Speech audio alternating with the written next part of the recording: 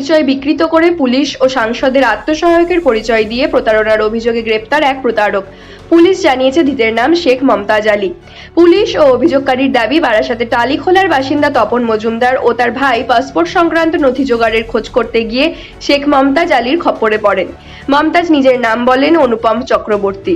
শ্রী জয়তী চক্রবর্তী বারাসাতের সাংসদ কাকলি ঘোষ দস্তিদারের নিরাপত্তার দায়িত্বে রয়েছেন। পুলিশের বড় বড় কর্তার সঙ্গে সখ্যতা রয়েছে।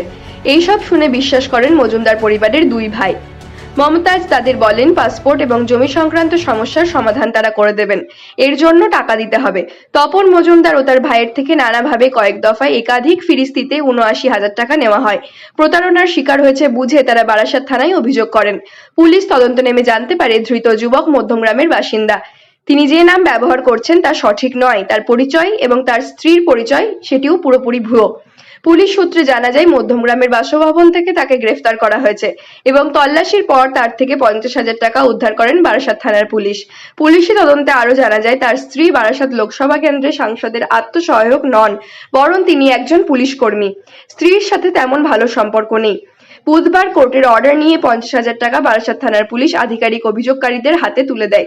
তাদের আত্মসাৎ করে টাকা তুলে দেন এবং তাদের আশ্বস্ত করেন বাকি টাকাও উদ্ধার করা হলে পুনরায় তাদের হাতে তুলে দেওয়া হবে। বলছে আপনাদের যে আদ্ভুত পাসপোর্ট করবেন তার জন্য দিতে হবে আসছে আর ৭,০০০ টাকা।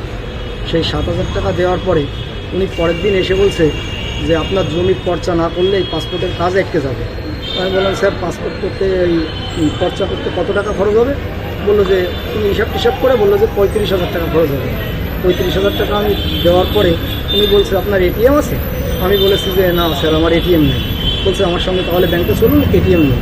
আমার পাশে যে ইন্ডিয়ান ব্যাংক, ওইখান থেকে উনি দরখাস্ত দিয়ে এটিএম ব্যাংকটা তোলার পরে উনি ওই এটিএম থেকে আমার ২৫,০০০ টাকা তুলে নিয়ে যায়।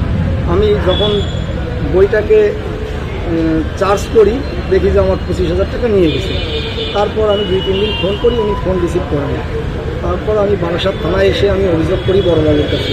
স্যার আমার সব কথা শুনে যেটা প্রশাসনিক গাইডলাইন, যেটা কি হয়েছে না হয়েছে আমি আর তো বলতে পারবো না।